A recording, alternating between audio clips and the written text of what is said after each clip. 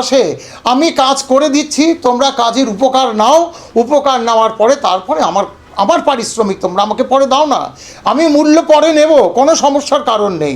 গুরুজি, অনেকেই তন্ত্রকথা করেছে, অনলাইনে কাজ করেছে, আসতে পারেনি, ঠকে গেছে। তারা ঠকে গেছে, নানা কারণে ঠকে গেছে।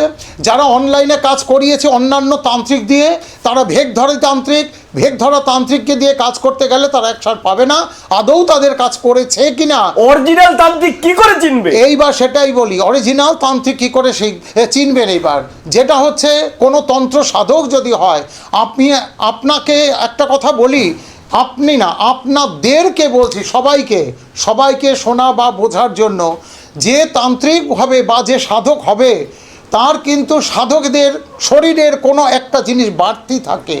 সে বাড়তিটা কি দেখবেন, কোনো সাধকের পেট বড়, কোনো সাধকের কান বড়, কোনো সাধকের চোখ বড়, যেমন বামা খাবার পেট বড়, আচ্ছা, কোনো সাধকের মাথা বড়, আচ্ছা, কোনো সাধকের হাত বড়, কোনো সাধকের পা বড়।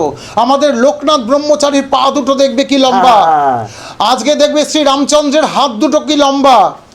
এগুলি বিচার, তবে বুঝতে পারবে। আজকে রামকৃষ্ণদেবের হাত দুটো দেখো, এরকম করে বসলে পর হাত দুটো কোথায় আসে। আগে দেখো, সাধক এমনি এমনি হয় না, কারোর দেখবে পায়ের পাতা বড়, তাহলে সে মহান, সে তার মধ্যে কিছু আছে। সুতরাং এই জিনিসগুলি কিন্তু লক্ষ্য করে তবে কিন্তু তান্ত্রিক সাধককে চিনে কিন্তু সেখানে কাজ করুন, আপনি সম্পূর্ণ ফল পাবেন, সম্পূর্ণ উপকৃত হবে। কারণ তান্ত্রিক কাজটা হচ্ছে এমন একটা কাজ, বিদ্যুতের মতন, কিন্তু আমি বারবার বলি, বিদ্যুতের মতন কিন্তু তান্ত্রিক কাজ। যেই তান্ত্রিক কাজের দ্বারা আমি যেখানে বসে কাজ করি, আমি ড্রেনের পাড়ে বসে কাজ করব, কিন্তু আপনি জায়গায় বসে তার উপকার পাবেন।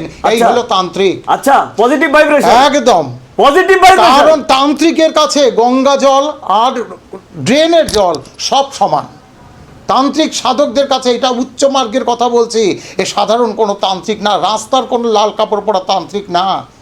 গোরক্ষানন্দ যেটা বলে সেটাই বললাম না, শেষ কথা। আর গোরক্ষানন্দ যেটা বলবে সেই কথার উপর আর কিছু চলবে না, চলে না, চলবেও না। এইটুকু আমি জোর দিয়ে বলতে পারবো, আজকে যাদের আশীর্বাদ এ শিরে আছে আমার। আচ্ছা, আপনাকে শত্রু দমন এবং বশীকরণ স্পেশালিস্ট কেন বলা হয়?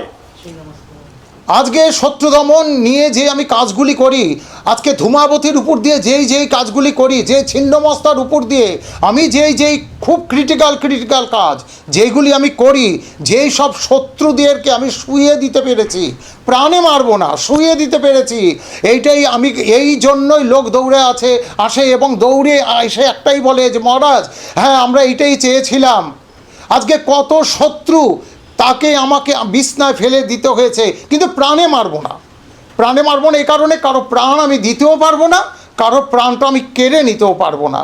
সুতরাং এইটুকুই করতে পারবো যে তোমার একটা ভালো লোককে যখন যে কোনো মানুষ ক্ষতি করছে, তাকে তুমি বিছনায় শুয়ে দাও, সে বুঝুক যে কষ্টের জ্বালাটা কি, একজনকে ক্ষতি করলে তাহলে কি হয়। মানে শত্রু তোমার ব্যাক টু রিটার্ন, একদম ব্যাক টু রিটার্ন।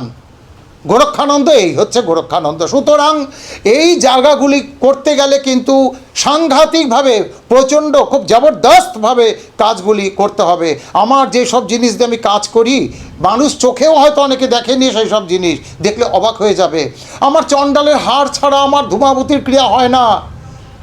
ডেড বডির হাড় লাগে, জ্যান্ত মাছ লাগে যজ্ঞ করতে, জ্যান্ত কাক লাগে যজ্ঞ করতে, আহুতি দিতে জ্যান্ত কাক। এত সহজে হয় না তান্ত্রিক কাজ। আমি একটুখানি ঘি দিয়ে পুড়িয়ে দিলাম, আর এমনি একটুখানি বেলপাতা পুড়িয়ে দিলাম, যজ্ঞ হয়ে গেল। আর আতপ চাল মিশানো একটা হোমার দিয়ে যজ্ঞ করলাম, হয়ে গেল। গুরুজি, আপনাকে গরিবের তান্ত্রিক কেন বলা হয়? গরিবের তান্ত্রিক দেখো, কেন বলবে না লোকে?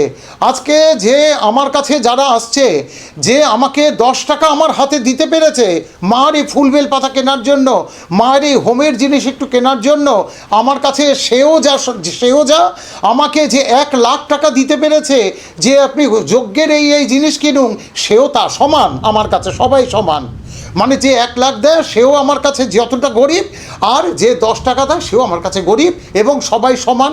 আমি সবাইকে সমান চোখে দেখে সেইভাবে কাজের অ্যাকশনটাও আমি দিতে থাকি। বুঝতে পেরেছো তো? না আগে প্রতিকার পরে মূল্য এরকম একটা কনসেপ্ট রয়েছে সেটা তো এখানে কি- দেখো, সেটা আমি সব সময় তো আমি আগের এপিসোডেও তো কত বলেছি আমি এর আগে, যেগুলো হচ্ছে দেখো যে আমার কাছে যারা আসে আমি কাজ করে দিচ্ছি, তোমরা কাজের উপকার নাও, উপকার নেওয়ার পরে তারপরে আমার পারিশ্রমিক তোমরা আমাকে পরে দাও না, আমি মূল্য পরে নেব, কোনো সমস্যার কারণ নেই। আমি সবাইকেই বলি, আগের আমি এই কথা বহুবার বলেছি, আমি আজকেও বলছি যে আমি কাজ করে দেব সবাইকে, কাজ করার পরে তারপরে আমাকে মূল্য দিক, আমার কোনো সমস্যা নেই তাতে। কিন্তু মানুষ, আমি তাও বলবো, মানুষ তাতে প্রতারিত না হোক, তাও মানুষ যেন খুব ভালোভাবে তার কাজের উপকারগুলি পায়, সাধারণ মানুষ জানি হাসি মুখে বলে যে হ্যাঁ গোরক্ষানন্দের কাছে গিয়ে আমি এটা পেয়েছি।